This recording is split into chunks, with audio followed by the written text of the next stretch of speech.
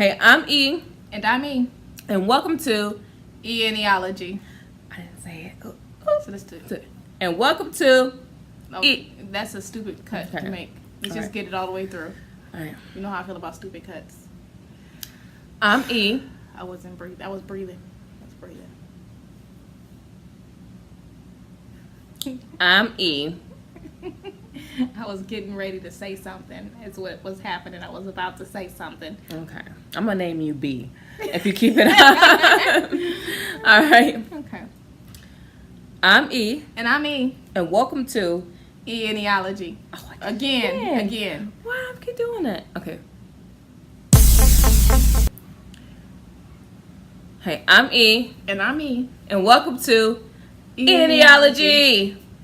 So, our topic today is temporary insanity. Temporary insanity. So, we're talking about how you talking all that big tough talk stuff about losing weight and how you not gonna eat this, you not gonna do that, and I'm gonna be doing this and doing that. And soon as the tray of food comes, your story kind of a little change. You start talking to yourself a little differently, like giving yourself excuses on why you can eat that. So you kind of go temporarily insane. But tell them the conversation, because she called me on something yesterday, and I was like, this is good. Let's hold on to this. Go ahead. Okay, so I was having a conversation with somebody about, because, last episode I told y'all how I kind of fell off and I gained some weight back. And I told y'all I was going to get back on get back on the horse and start doing what I need to do. So I was sharing this with somebody else. And they told me, like, I'll be doing that too. Yeah, I'm doing good too. But then I started thinking, like, I just saw you eat a cinnamon roll, some Rocky Road, and all this good stuff, right? I'm like, that's not true. You're not 100% sticking to this eating regimen. And it's like, yeah. It's like they didn't want to hear what I had to say. And I said to myself, you know what? I could see me in them. Like, right. We don't want to hear the truth because this person didn't want to hear it. But I'd say, stop it. This is what I saw. I know what I saw. And I've been seeing this for a while. It was a cinnamon roll and some Rocky Road ice cream. Don't tell me I'm tripping. And then I said, you know what? How long have you been trying to do what you on this weight loss regimen? They reluctantly said 32 years. And I have to say, you know what? Sorry. Wait a minute. I just want to clarify that I'm not laughing at anybody. It's just that I know. You can identify with it. I know it. Because when they were saying it sounds familiar. I can identify with it because I've done this. And I said, you know what? Maybe this is the reason why I haven't got to my goal, because I think this way too. Like a lot of us, you might say, I think this way too. I think that I'm doing right. Everybody talking about how they're eating healthy and we can throw our little 2 cents in and how we're doing it. But if you look around, god darn it, you're still not at your goal. Like what is happening? So they said they've been trying for 32 years. I'm going to be transparent with y'all today because I'm about to change. I've been trying for 13 years. I've been like, 13 years. And I'd say, you know what? What the heck is going on here?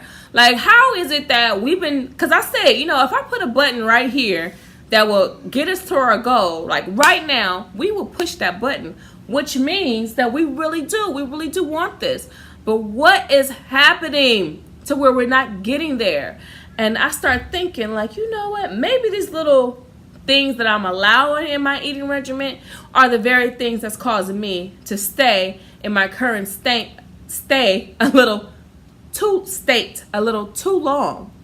Yeah, because we say the important part, because you said something to me that was really important yesterday, that it doesn't take how long? It doesn't take no 32 years. It doesn't take no 13 years to lose no doggone weight. It takes a good 1 year. Like, you could start seeing results if you stick in the whole year. You could be a different looking. You could be a whole different person. Visually, so if it could take 1 year, even medically, you could be a different person in 1 year. Mm-hmm. So if it only takes at the maximum 1 year of hard dedication, and I'm here on 13 years, and they're here on 32 years, what the heck is going on here? What are we saying to ourselves that is causing us to stay here? So I say, you know what? The truth hurts. But if I be honest with myself, I can't trust myself. Like, when those things come before you, you got to say, you know, at this moment, myself is going to lie to me because it wants what it wants. You've been putting something inside of your body that has a personality and a life of its own.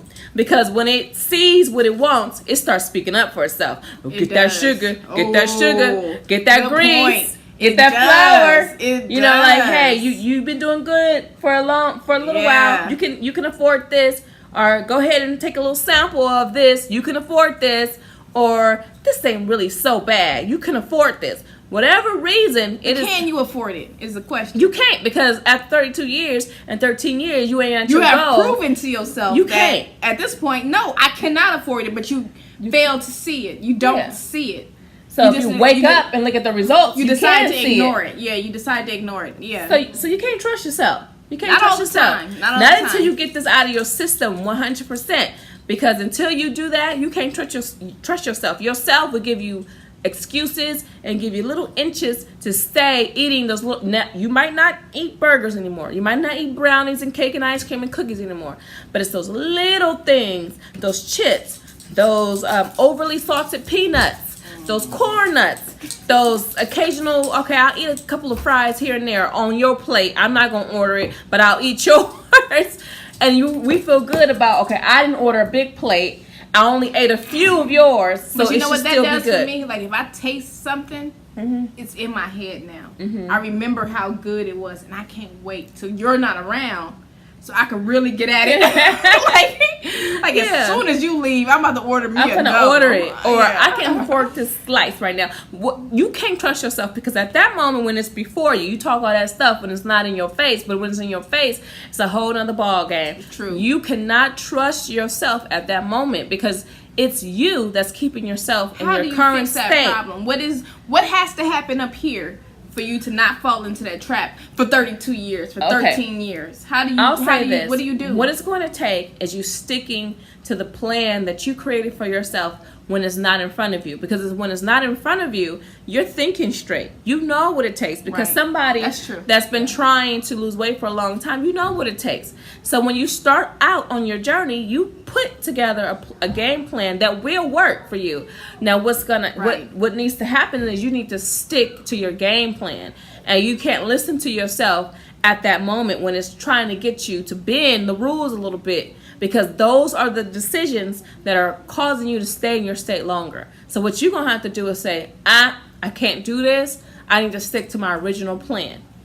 And that's what it's going to take. Consistency, sticking to your original plan, and don't bend your rules. Not even for a second. You can't go easy on yourself, because you got to remember that sugar is an ingredient that craves more sugar. So it's going to do whatever it needs to do to get more. Your body's going to do whatever it needs to do to get more sugar, because you're addicted to it. So you're going to have to say no to it consistently for a good year. But I think that's the battle. People find it hard. It's not.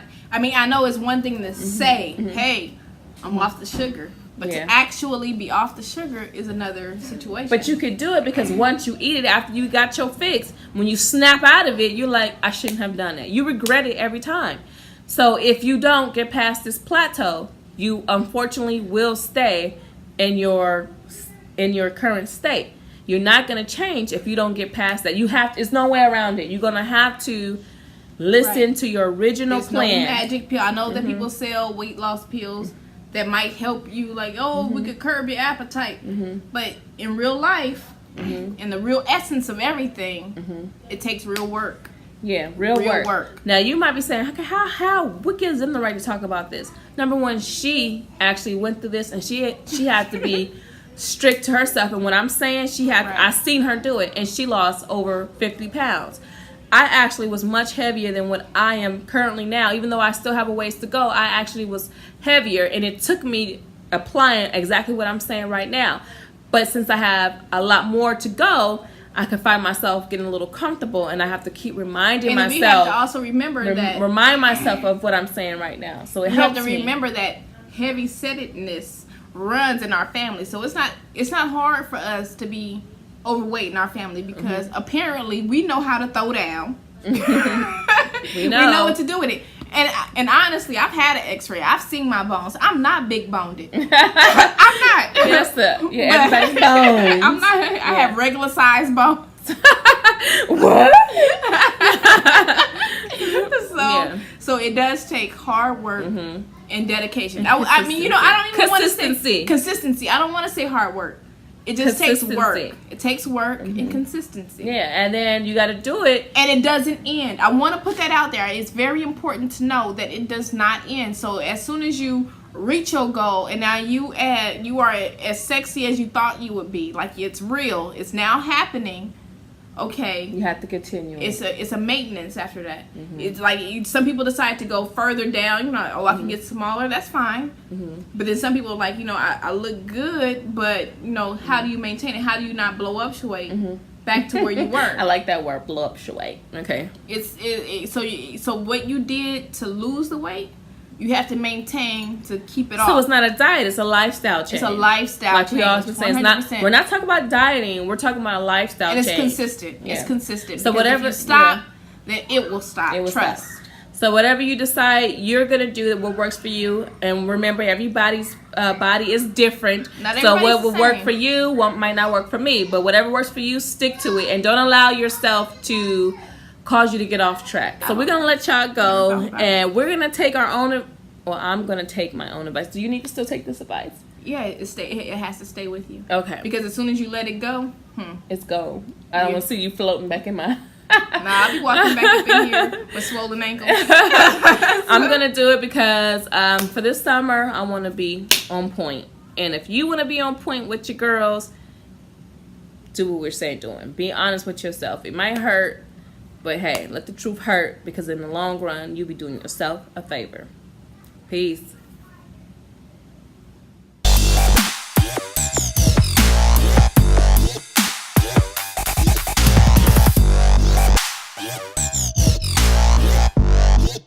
Yeah.